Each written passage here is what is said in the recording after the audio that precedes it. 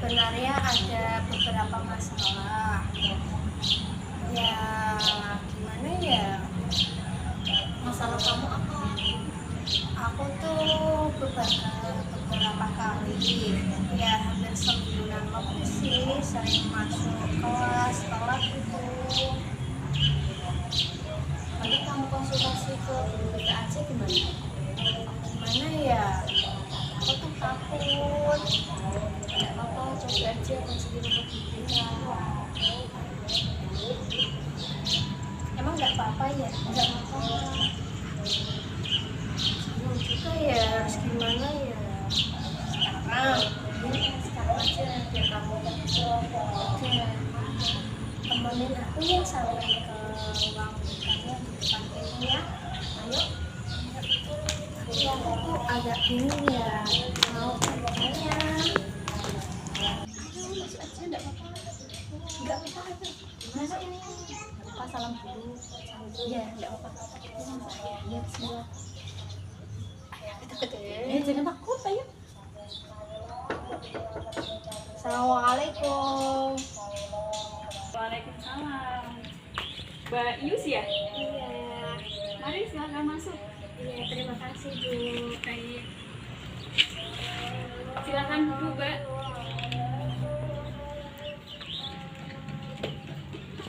Bagaimana? Apakah duduknya sudah nyaman? Sudah Bu. Gimana kabarnya Mbak Yus? Alhamdulillah Bu, sehat dan baik sekali.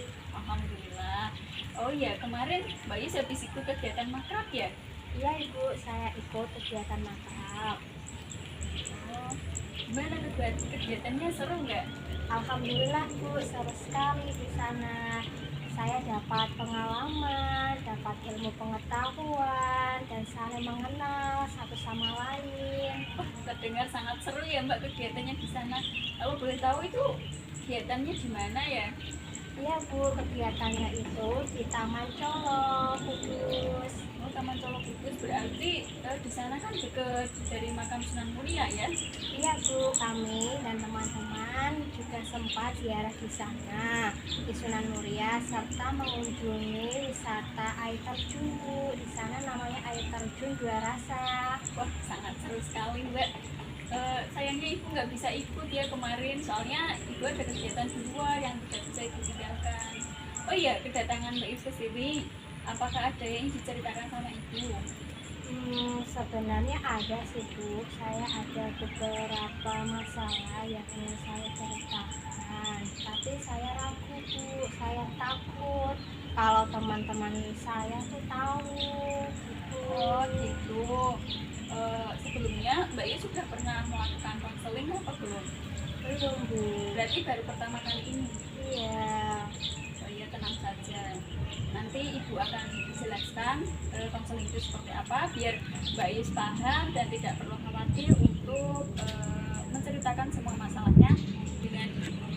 Sebelumnya ibu akan memberikan ini lembar persetujuan bahwa Mbak Yus itu menyetujui untuk melakukan konseling dengan ibu dengan sukarela tanpa ada paksaan dari luar. Ini ya, mohon diisi terlebih dahulu untuk lembar persetujuannya. Baik Bu, saya ada berisi. Iya. Jika ada yang kesulitan nanti bisa ditanyakan sama ibu ya. Baik Bu, terima kasih.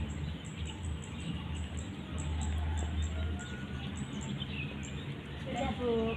Oke. Terima kasih ya Mbak sudah mengisi lembar persetujuan ini. Oke, baik ya Mbak, Ibu jelaskan. Konseling adalah salah satu layanan yang ada di bimbingan konseling yang dilakukan secara face-to-face seperti ini. Nah, tujuannya yaitu untuk memfasilitasi siswa yang sedang ada masalah seperti Mbak Yus ini ya. Nah, di dalam konseling ini ada 3 asas yang perlu kita patuhi. Yang pertama ada asas kesukarelaan, yaitu Mbak Yus itu datang ke sini dengan secara sukarela. Dan yang kedua asas keterbukaan, nantinya ibu mohon Mbak Yus bisa menceritakan masalahnya secara terbuka dan tanpa harus ditutup-tutupi.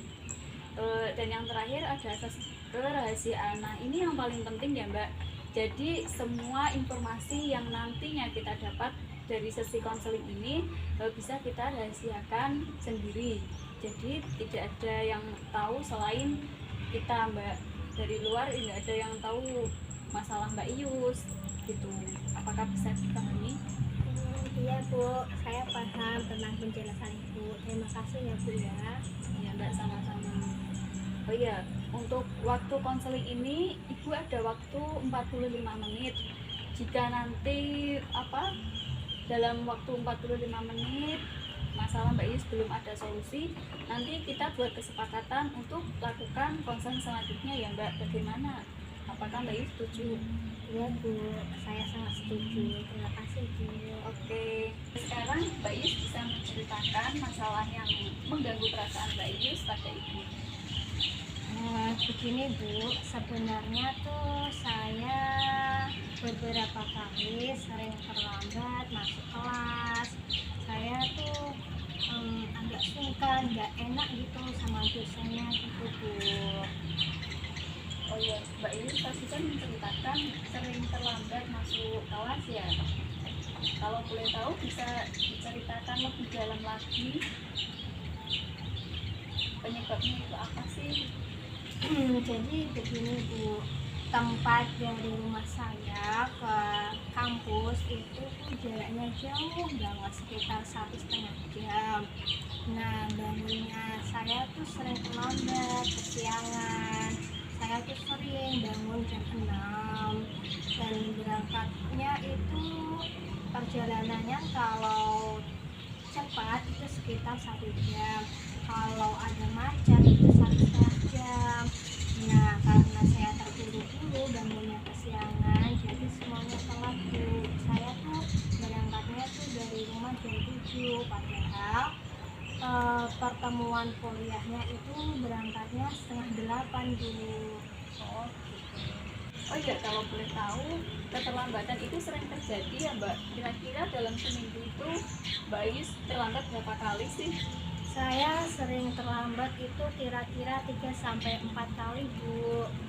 Terus kalau Mbak Ius terlambat setiap hari, katakanlah Mbak Ius berangkat kuliah itu kan 4 hari ya, terus Mbak Ius terlambatnya 4 kali dalam seminggu, berarti kan setiap hari terlambat. Itu bagaimana perasaannya Mbak Ius? Sebenarnya sih saya tuh juga nggak enak Bu, apalagi kalau sama teman-teman ya Bu ya, juga saya juga canggung, apalagi berangkat waktu telat gitu Bu. Rasanya tuh bingung, cemas, gelisah gitu Bu, apalagi harus itu Bu dosen, Pak dosen harus menunggu saya, atau terlihat saya berangkat terlambat itu ada rasa nggak enak gitu Bu. Iya, benar sekali. Berarti kan Mbak Ius selama ini sudah menyadari ya keterlambatan Mbak Ius tadi. Tadi Mbak Ius sudah menceritakan masalahnya itu sering terlambat masuk kelas ya. Oke, lalu dari sesi konseling ini apa sih yang Mbak harapkan? Harapan saya itu saya ingin berubah Bu, menjadi pribadi yang lebih baik, pribadi yang lebih disiplin lagi, seperti itu Bu. Nah, bagus ya Mbak. Jadi Mbak Ius kalau berangkat ke kampus itu sering mepet ya waktunya, padahal Mbak di jalan juga menghadapi banjir dan juga kalau ada kendala yang tak terduga begitu Mbak. Iya Bu, saya juga sering scroll HP waktu pagi, jadi sering kebablasan gitu Bu. Jadinya ya telat deh. Oh begitu ya. Dari cerita Mbak Ius tadi, sepertinya Mbak Ius perlu membuat manajemen waktu yang baik, khususnya dalam mengatur waktu. Di sini Ibu bisa menyarankan ada 3 hal yang bisa dilakukan sama Mbak Ius. Bagaimana? Apakah Mbak Ius ingin mencobanya? Iya Bu, saya ingin mencobanya dan saya juga ingin berubah Bu. Oke, jadi langkah yang pertama Mbak Ius bisa membuat jadwal pagi yang lebih tertib. Misalnya nih, Mbak Ius bisa bangun jam 5 pagi, langsung mandi dan siap-siap maksimal sampai jam setengah 6 deh. Terus nanti selesai jam 6 Mbak Ius bisa langsung berangkat. Itu waktunya lebih longgar dan menghindari macet juga Mbak. Ini bisa Mbak buat jadwalnya dan ditempel di kamar biar Mbak Yus bisa mengingat waktunya begitu. Baik Bu, saya catat ya Bu ya.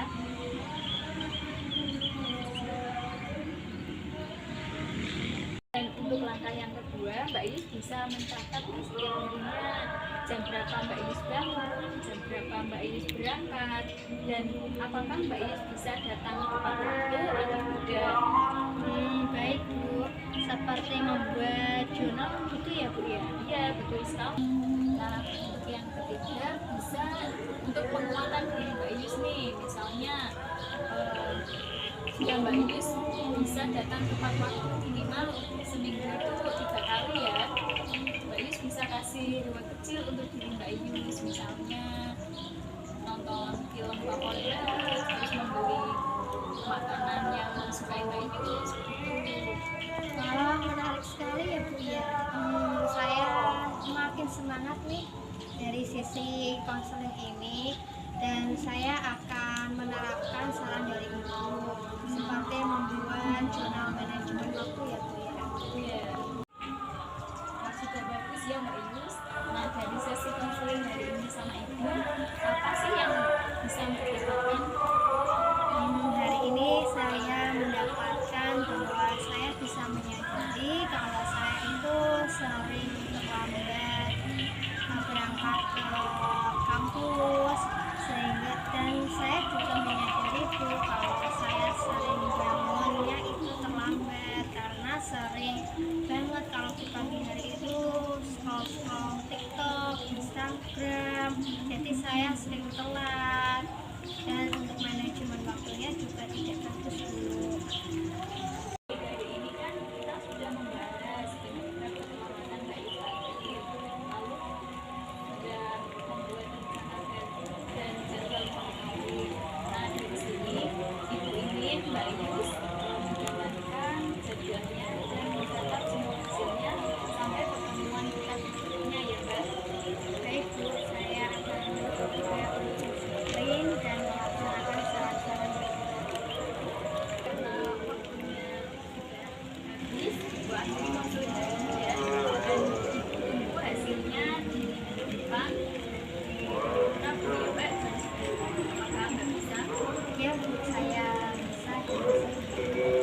Baik, kalau begitu Ibu akhiri. Terima kasih Bapak Yus sudah jujur dan menceritakan masalahnya. Ya Bu, saya juga berterima kasih karena Ibu sudah meluangkan waktu dan mendengarkan cerita-cerita dari saya Bu. Ya Mbak, sama-sama. Ya udah Bu, kalau gitu saya pamit ya Bu ya. Terima kasih. Assalamualaikum.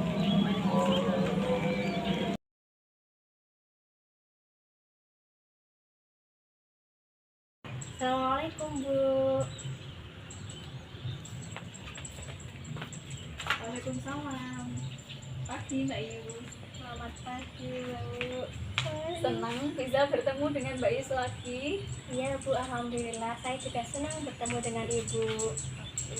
Ini kita lanjut untuk pertemuan kedua ya. Iya Bu. Jadi kalau begitu silahkan Mbak Yus masuk ke ruang Ibu ya. Iya Bu, terima kasih. Bagaimana Mbak Yus? Duduknya sudah nyaman? Iya Bu, sudah. Hari ini Ibu senang deh. Mbak Yus bisa datang tepat waktu ya jam 10 sesuai perjanjian di minggu kemarin. Iya Bu, saya syukur alhamdulillah juga senang bisa datang tepat waktu. Sepertinya sudah ada kemajuan ya ini Mbak. Iya, alhamdulillah Bu, berkat saran Ibu saya ada kemajuan seperti ini. Baik. Dari pertemuan kemarin kan kita sudah membuat rencana jadwal pagi ya Mbak, dan Mbak Yus juga sudah setuju untuk melakukan monitoring harian. Nah, boleh diceritakan bagaimana pelaksanaannya selama 1 minggu kemarin Mbak? Iya Bu, boleh sekali. Sehari-harinya saya sudah dapat bangun jam 5 pagi. Setelahnya saya berangkat ke kampus itu jam 6 pagi Bu, sesuai yang sudah direncanakan. Nah, alhamdulillahnya Bu, saya dapat tepat waktu dalam seminggunya itu 4 kali Bu.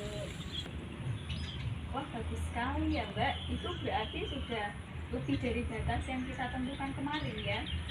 Iya Bu, Alhamdulillah saya juga merasa senang Bu, dan saya juga merasa lega karena dapat datang ke sebelum dosennya datang. Lalu bagaimana perasaan Mbak Is selama menjalankan jadwal tersebut? Apakah ada tantangan tertentu? Tantangan terberatnya sih pas hari Jumat Bu, karena saya tidurnya terlalu malam, jadi ya susah bangun pagi Bu. Baik, itu hal yang wajar kok Mbak, dan justru sekarang Mbak Is sudah bisa menyadari ya pola dan bisa mengevaluasi dari masalah yang kemarin. Sekarang untuk memperkuat kebiasaan positif ini, sudahkah Mbak Is memberi reward atau penghargaan kecil pada diri sendiri? Iya Bu, sudah. Setelah saya berhasil tepat waktu di hari yang keempat itu, saya menonton film Bu favorit saya. Ya, alhamdulillahnya saya bisa merayakan diri sendiri Bu. Saya senang sekali. Wah, bagus ya Mbak. Sekarang apakah ada penyesuaian yang perlu kita buat dari jadwal atau strategi sebelumnya? Sepertinya saya perlu untuk mengatur jadwal tidur saya Bu. Apalagi itu pas hari Jumat Bu. Wah, itu ide yang sangat bagus Mbak. Kamu bisa tambahkan di jadwalmu yang kemarin untuk menambahkan jadwal sebagai bagian dari self management. Misalnya Mbak maksimal tidur jam 10 malam nih, terutama jam sebelum masuk kuliah pagi. Itu Mbak. Oh baik Bu, saya akan menambahkan jadwal maksimal jam 10 malam Bu untuk tidur. Ibu sangat bangga dengan kemajuan Mbak Idris. Artinya perubahan itu bisa dilakukan dengan komitmen dan strategi yang tepat ya, Mbak. Dari pertemuan kedua ini bisa kita jadikan evaluasi dari pertemuan pertama dengan menambahkan jadwal waktu tidur tadi ya Mbak. Bagaimana, apakah Mbak Idris setuju? Iya Bu, saya sangat setuju. Saya sangat semangat sekali untuk disiplin. Baik, Ibu harap Mbak Idris terus disiplin menjalankan pola ini ya. Kalau begitu, pertemuan kedua ini Ibu akhiri. Sampai ketemu di sesi konseling selanjutnya ya Mbak. Ya Bu, terima kasih. Terima kasih juga atas waktunya Bu.